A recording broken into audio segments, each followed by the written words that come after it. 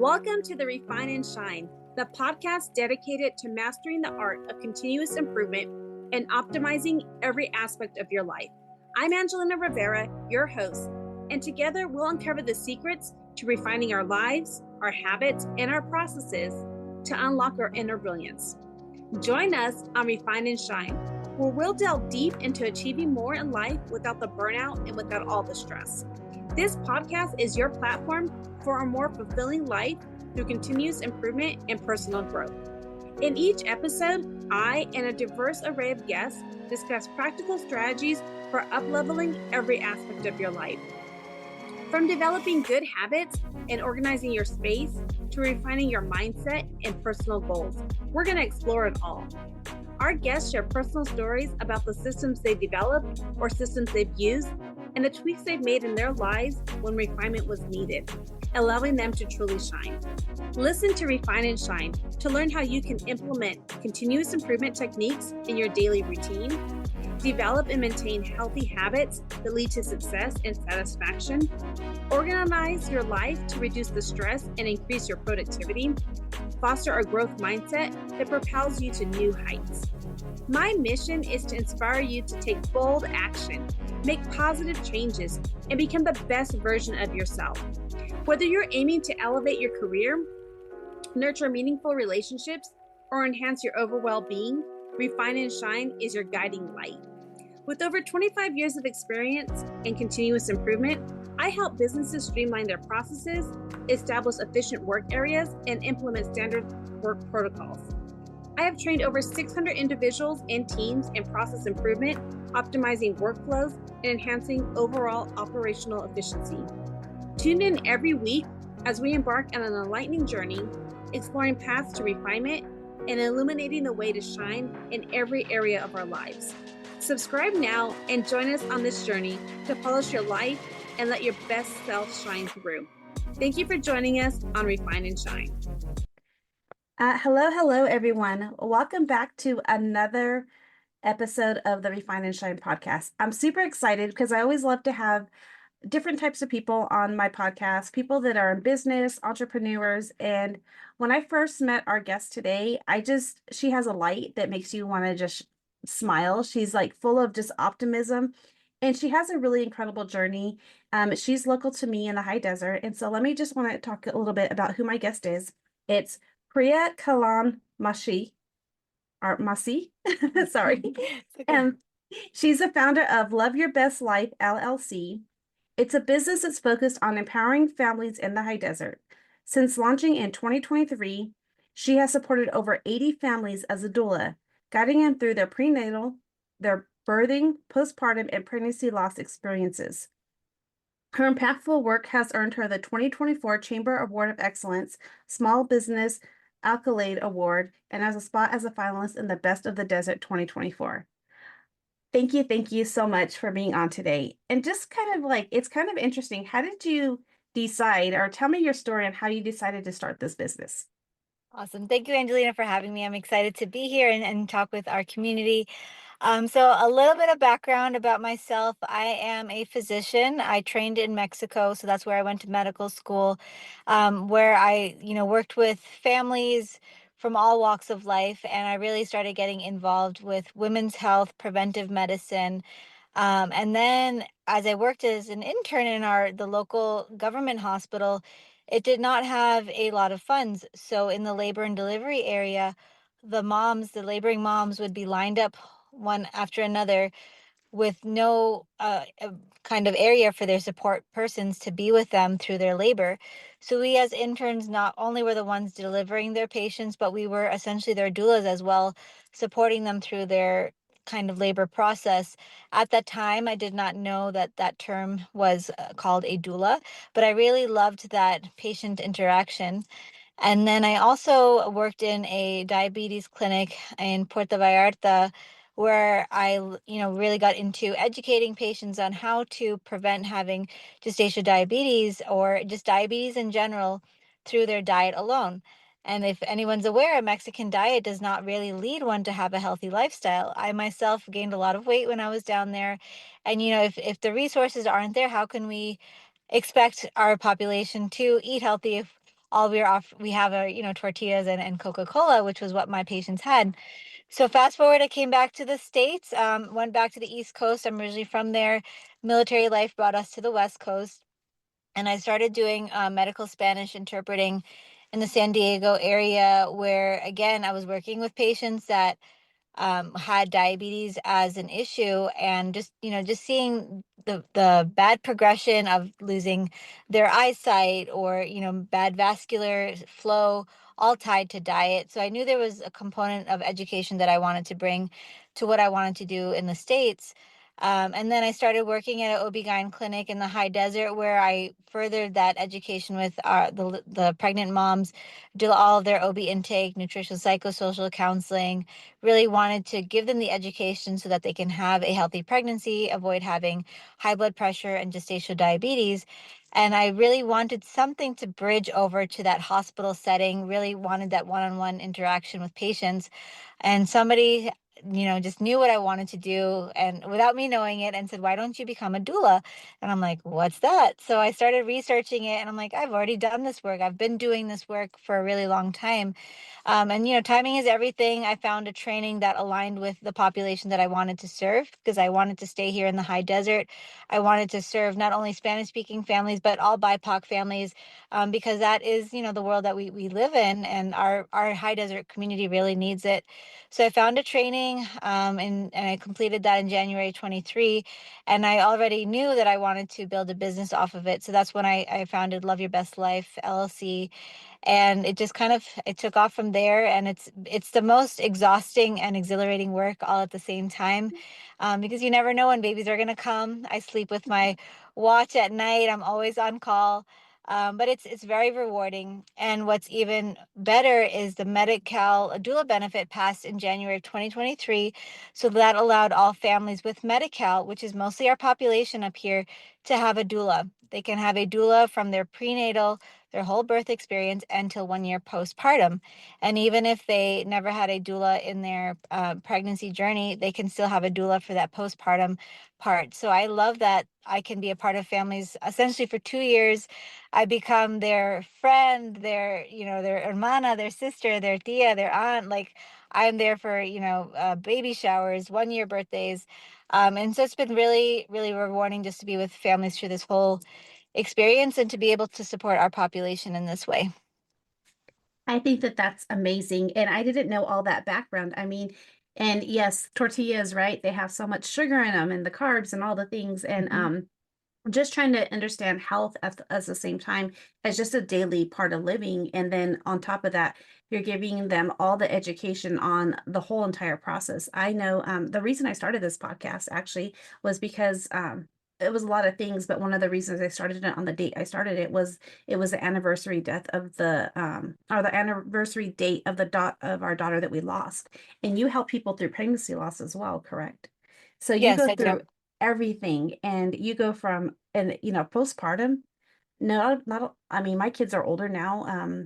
I have three pregnancies, two kids. One's 24 and one's 21, but they didn't talk to us about postpartum. And, we didn't have a lot of resources, and all of those things here in the high desert. And so the services that you're providing is just amazing. I just thank you for that. Thank you, and I am sorry for what you go through or went through.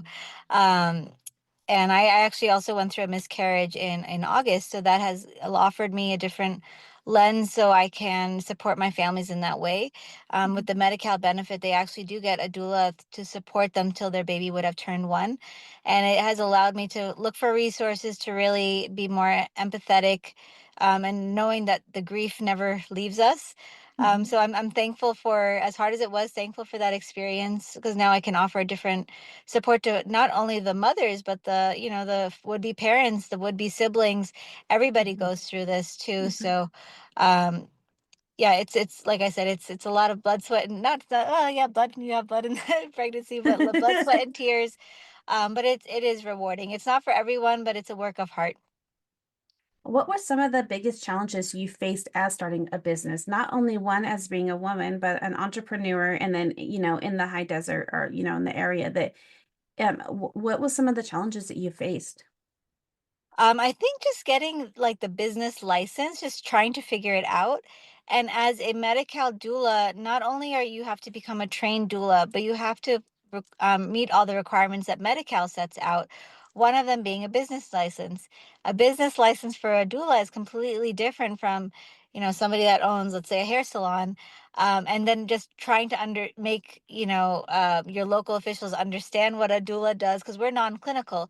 So that's also making them understand, okay, what do we do? And I was amongst the first cohort that became a Medi-Cal provider. So there was nobody, really that could like lay it out for us. So I made a lot of mistakes. And I've just kind of learned to, pivot and in so many different ways. And it's okay to make those mistakes, but those same mistakes have allowed me to teach other doulas that are now becoming providers of how to avoid those mistakes, avoid that money, and also letting them know that if they make those mistakes, it's okay. You're going to learn from them and be better for it. So I think just getting that business license was the hardest part. I think that one of the things you said, you made a lot of mistakes, but those mistakes are like lessons and opportunities, and you're now using those to teach other people. And every mistake we make is an opportunity to learn from, and you've learned from it. But before we even get further, if people do not know what a doula is, could you kind of just explain what a doula is? Yes, thank you for providing that space. I wanted to share that. So I always say a doula is waist up. So we provide help during your pregnancy with breathing exercises, prenatal education, support for your partner, for the family members that would be around the laboring person. And midwives and OBs are waist below. So they're the ones that actually will deliver the baby. So if you just think of it simple, doulas are waist up. Awesome, awesome. So interesting. It's like I said, my kids are so old now, so it's like all the things that they have is just what a blessing. That you are providing that service and helping others. That's so amazing. Thank you.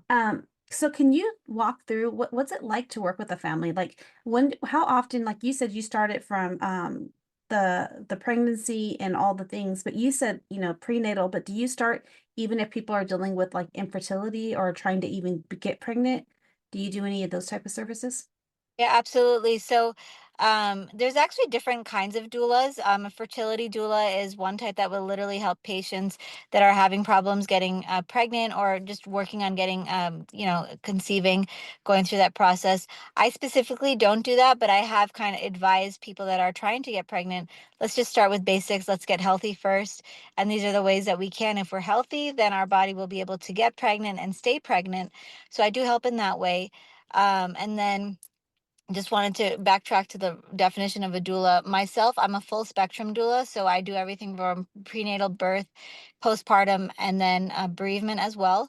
There's also bereavement doulas that only deal with pregnancy losses. There's death doulas that will help a family that has a member going through hospice care, and birth doulas that only show up for the birth. So there's a whole range of doulas. For me personally, I usually start my patients around 20 weeks. So that way they have established patient care and I can kind of guide them through the rest of their pregnancy. I do everything from learning like, what does normal labor look like? What does it mean to be induced? If you have a C-section, what does breastfeeding look like? And my goal is always to educate patients so that if they are presented with options or just quick decisions that they have to make while they're laboring, they've at least heard the terms and they feel empowered to speak up for themselves. Because often when we are in those vulnerable positions, we just say we'll do whatever the doctor or the midwife is suggesting. And especially as women of color, we don't really speak up for ourselves or know that we have options. So by providing that education, my hope is that they are able to speak up for themselves and know that they always have a choice with whatever birthing experience they are desiring. I think that's awesome. In fact, when I had my son, I started going into a lot of pain, and they were like, "Oh, maybe we need to," and I had a midwife, and then I had the doctor sitting on the rocking chair. I thought it was really weird because I was like actually experiencing a lot of pain, and I didn't take the epidural or anything like that, but I started losing oxygen. And so I said, so they put me in an oxygen mask, and I said, and I had remembered that my mom had delivered my sister after me on her back, on her side. And so I was like, can I turn it to my side to take the pressure off my back? And immediately once, and I, my mom was in there too. So she, like, my husband helped me with, or somebody helped me. I don't even remember because I was out of it, but they helped me hold my leg up so I could press. And it took off because I have scoliosis too. So it was so much Mhm. pressure. And I was able to deliver, and my son was born a little bit blue. And it was a little scary, but and it was like nobody was offering me these things, like, and I didn't know. And it was just something I had looked at my mom and I was like, oh, she delivered. And my mom didn't even think about it. But I just remembered it was like it was God telling me, hey, turn over. But it was just like, and I didn't know what I didn't know. And so I think that as much as you can educate people and tell them like what might happen, all of those things I think is amazing. So thank you for that. Thank As you. you go through all of these things, like how do people find you? Is it usually just does regular insurances cover, or is it just through the Medi-Cal usually? Great question. So actually, as of this year, HealthNet, PPO, and all Kaiser commercial covers doula services. From my understanding, other commercial plans you can submit an invoice from your doula, and they will reimburse either the full or a portion of it. I think since it has passed with Medi-Cal, more and more plans will be passing it in their own plans. But Medi-Cal is the most prevalent right now, and that includes Molina, Kaiser, and IHP and HealthNet. Oh, wow, that's awesome. So when people go through, and I also wanted to just take a moment and say, I apologize. I didn't know you had miscarried, and so my sympathy goes out to you because I know that, it's 22 years since I've had that happen, but you still remember everything like it was Mhm. yesterday and Yeah. all the things. Do you experience a lot of times, I mean, or how have you ever had to, go through the whole pregnancy and then there was a pregnancy loss? Have you had to deal with that? I have, and then you have the miscarriages that happen before 20 weeks, and then stillborns that happen after 20 weeks. I've experienced both on both sides, both in the U.S. and Mexico, and it's hard. On for both sides. Me as a doula wanting to provide that support, but also providing the space for the families to go through their own process, and it's never easy. I when my father passed away almost 5 years ago, that was kind of my first touch point with grief, and it really allowed me to learn that grief is continuous. Hmm. It doesn't go away, but there's ways that we can make it better. I advise therapy for everybody, and just also providing the services of what therapists they can connect with, what support groups, learning where are the gaps so that I can connect them with a group that if it's not here, is it down the hill? What do the hospitals provide? There are more and more hospitals that are providing comfort measures for families that have lost, which is it's almost comforting to know that families can be supported during those vulnerable times in a hospital setting. So it's evolving, and I feel like more and more we're talking about loss, about therapy, about postpartum depression and anxiety, that these topics are becoming more normalized and more families are able to talk about it. Even like yourself talking about years ago, I recently met an elderly gentleman in his 80s, and he was telling me about a loss that his wife had, and he's like, I never really thought about it because there was no space to talk about it. Hmm. So I'm just so glad that we are at the point that we are able to talk about these issues that have never really been resurfaced. Yeah. I think that's awesome. And that there's it brings me joy in a way. And even though we're talking about grief, because like when I went through my own journey, we didn't even my husband and I didn't really talk about it, and I didn't know how to even deal with it. And then it got to the point where I was like grieving but didn't know how to show it, where I burned out, where I actually collapsed at work because I was so exhausted and carrying on so much weight. And so I think that that's amazing, and that's something that I had always hoped that somebody, that the education's there. And honestly, I didn't even really talk a lot to people about it until probably in the last 3 years. And I mean, Mm. this happened 22 years ago. Well, it was 23 in January. The baby should have was supposed to be born in July, but I miscarried in January. So I really appreciate the work that you're doing because it's heavy to hold a lot of that stuff, but the more that we educate people and the more that we're helping, and you're one of those people that are helping, I think that that's so important. So I thank you for that. Yeah. Um, so your business is like you're into your second year of your business, 2025. And I know that winning that 2024 Chamber of Commerce Award was amazing. What did that feel like for you to win that type of award? And have you won other awards as well? Thank you so much. It was surreal because one, I mean, I'm a new business owner, to be nominated and then, recognized by the chamber. I love all of our chamber members in our community. Like I feel like it's a community like no other, and I'm just so blessed to be a part of it. So just to be recognized for the work that I'm doing and my business, it's just me doing all the things. So just to be seen and, you don't really realize what you're doing until you're asked to write things down or somebody reads a bio and you're like, yeah, I guess I did deserve that. Like I did do all the things. So it was just a great honor and just to be seen and recognized. It was motivating just to, keep pushing forward that my work matters. Because sometimes when you're one person, you don't think, are you making a difference? Or you hear somebody else's story and you're like, well, I'm not doing that. So just to know that, I am making a difference even in a very small way.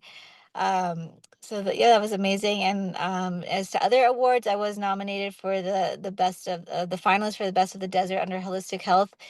So that was also awesome. So I'm like, I feel like I've set a very high standard for myself early on. So I don't know what else is to come, but very thankful, very blessed, and I'm just excited for what the year will bring. So speaking of what the year will bring, what do you see your business evolving in this year and then within the next few years as well? Great question.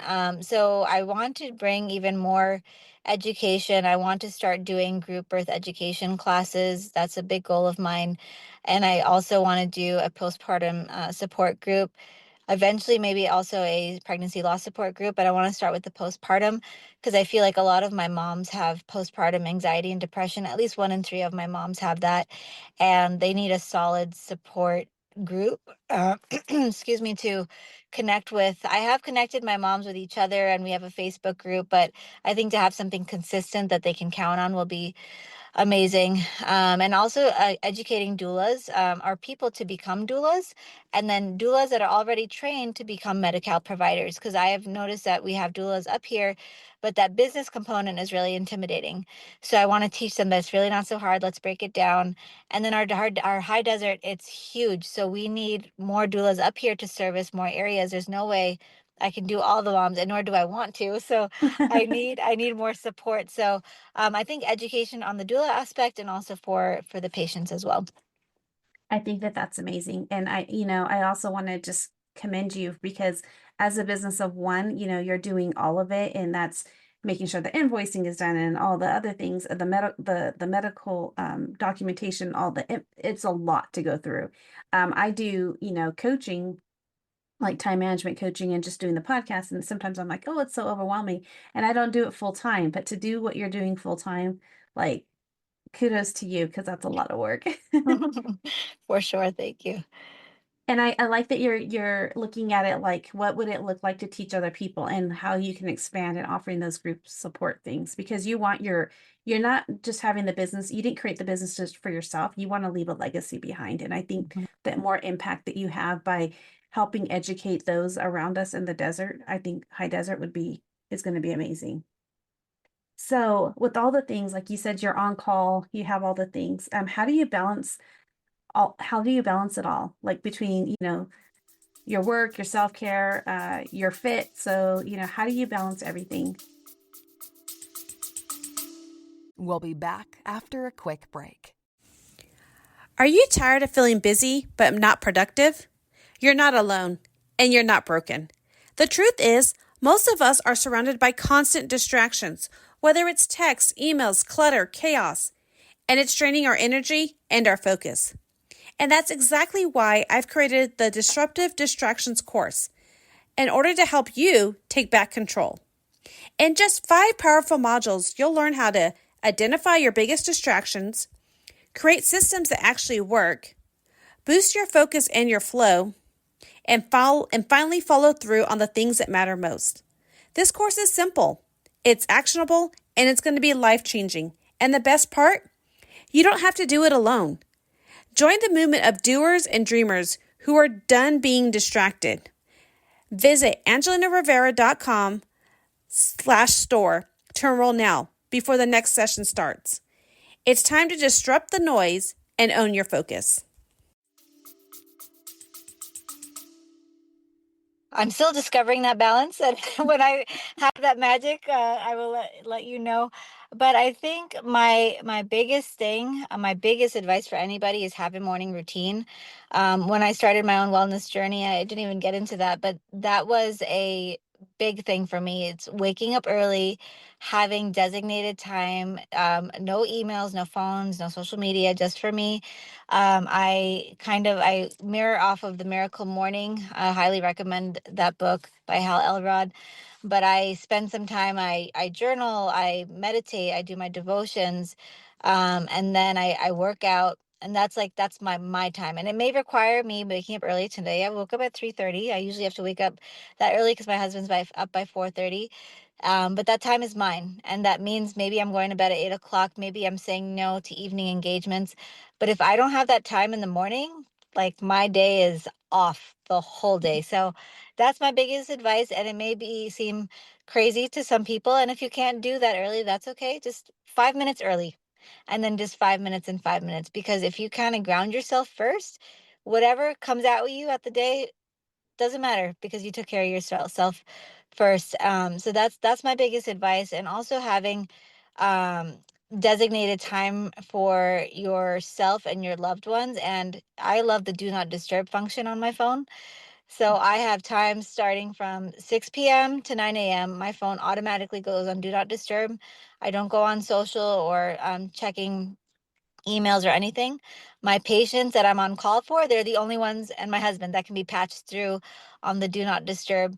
But I think having boundaries with your technology, with people around you, has really helped me. And people will respect that, and they can still text me, and they'll get the text back that's saying do not disturb. And so I think that has really helped me kind of balance it all and not burn out.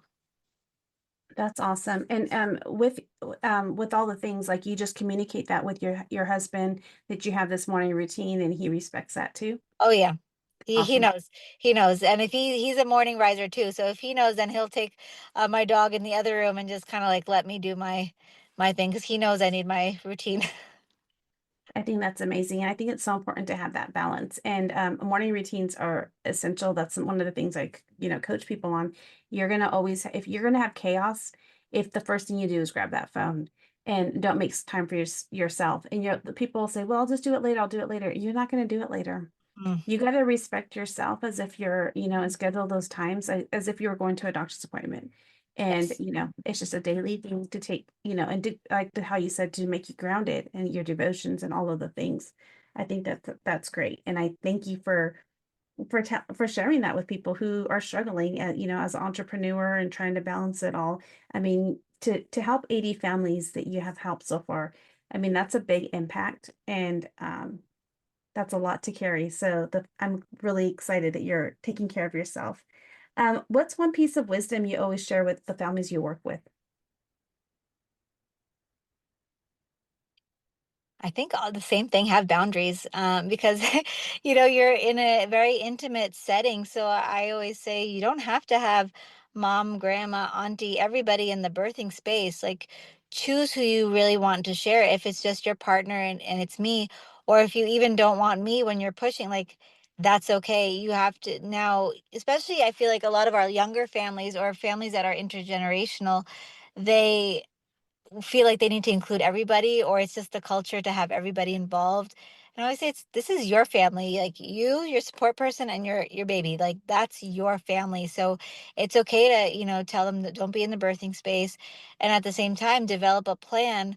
Who's going to be with you in postpartum? Do you even want them in postpartum? Assign them a task so that they are helping you, not just being there for baby, and having these conversations with your family, like early on, so that once baby comes, we're not trying to navigate family dynamics and having a newborn, because that is way too much, and that's very overwhelming for especially brand new parents. So I think having those hard conversations with family members and creating boundaries.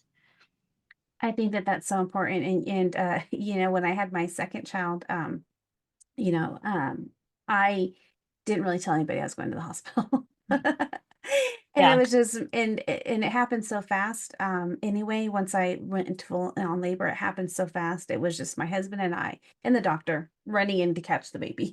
But I think that that was so important because I did want to have that space because the first time I didn't remember, there was too much going on. And I knew that this was going to be my last child. And I knew that I just wanted to relax. And I didn't want to have all the pressure of everybody around me. I think that's important. And I really like how you said that after the journey, after the baby's born, like the postpartum, like what can they do? What can they help you with? Like, and I was really, the first time I didn't know what to ask. The second time I was like, I need someone to help me with my laundry. And then, I already had my son already, he was 3 at the time. So I was like, I need someone to make sure that he, you know, has, some cousin time and, pick him up for an hour for me, please, or, things like that. So I like that you're educating people like that to do that because it's so important and have those boundaries and voice those things early. So that way they're not thrown off. And especially when you're dealing with the child and everything else. My second child, I had a hard time nursing. And I was so glad that I told people, hey, I need this space because if I didn't think about that, I would have trying to feed her and do all the things. I probably would have like gave up on breastfeeding. Absolutely. Yeah. So what advice would you give to expectant parents who are unsure about whether or not they need a doula? I would say I would almost leave it to the I want to say leave it to the mother, but think about, do you feel if somebody were to present you with things in the hospital, for instance, you're going to be induced like that, do you feel confident in your ability to speak up for yourself? Do you feel confident in the knowledge that you have? And even though you love your partner and they love us, will they be able to support you through that experience? I've had dads that will like pass out right when a baby is born. So sometimes the dads are like, yeah, I love my wife, and I have to explain that I'm not trying to like replace you. I'm trying to support you as well. So, I mean, I guess in summary, I would say just give it a try. Meet with your doula. Not every doula is for everybody, and not every patient is for every doula. So there's a lot of us out here. You can have, consultation, see if it's a good fit, because this person is going to be with you during the most vulnerable point and most important part of your experience or even your life. So I would say just give it a try, and you might be surprised. It actually will provide more support than you ever thought possible. And I've heard that feedback from my patients that like we didn't know we needed you, but we couldn't have done it without you. So I would definitely just give it a try. That's awesome. I like that. How do you do your advertising? Like, how do people know that, your services? Um, a lot of networking. I'm very thankful for our high desert community because they're very supportive. It's very small. So I feel like just showing your face around, being kind to everyone, dropping flyers, cards, being a part of the chamber, but just a lot of just networking. I always keep my flyers in the card. It's just dropping things off. And, again, people know they always say, I don't know what you do, but you're everywhere. So you do something. So and that's really, I feel like, how I've gotten a lot of business is just being out there in the community. How long were you in the high desert before you started your program or your business? It's such a funny question. Only 2 months. We moved Oh, in. wow. Yeah, we moved in November of 22, and I became a doula in January of 23. So it's been an amazing journey because as my business has developed, I've also gotten to know the community and where are the resources that I can send my patients to. Where are the good pediatricians? Where do they go for a massage? Like, so as I've been building my network for myself, it's actually for my clients too. So it's a very it's been an interesting journey. I like that. I like that as well. Um, we're about to wrap up, and I just thank you because this is so much education and so many great things that you provided for my listeners. But one of the things I just would like to would like you to share is how would you encourage, or what's one action, phrase, word, something that you can encourage my listeners in order to refine and shine today? Wake up early. Yep. Yeah. Yep. Yep. Wake up early, but don't jump on your phone. Get your morning routine right. Yes, get your morning routine. Wake up. Yep. I would say, yeah, wake up and just focus on you. I like that. I Yeah. like that. And how can my listeners follow you? Do you have like a website, social media? Sure. So my website is www.loveyourbestLifeLLC.com. And that same portion is for all my socials, so Instagram and Facebook. So it's at Love Your Best Life LLC. All right. I thank you. And people follow her because she has a lot of knowledge and great information. And, you never know what you don't know. So I really appreciate this. I thank you and so much. I appreciate it. Thank you for having me. I appreciate it. All right. Have a good day. You too. Thank you for joining us on this episode of Refine and Shine. We hope you find valuable insights and inspiration to fuel your journey of continuous improvement. Remember, the key to success lies in refining your processes and letting your inner brilliance shine. If you've enjoyed this episode, be sure to subscribe to the podcast and leave a review. Your feedback is greatly appreciated and helps us reach more listeners like you who are eager to refine and shine in all areas of life. Stay connected with us on social media for updates and additional resources and behind-the-scenes content. We love hearing from our listeners, so feel free to reach out with any suggestions, questions, or success stories you'd like to share. As we wrap up, remember that the power to transform your life lies within you. Keep striving for growth, embracing change, and seeking opportunities to refine your skills. Together, let's continue to shine bright and make a positive impact in the world. And until next time, keep refining and keep shining.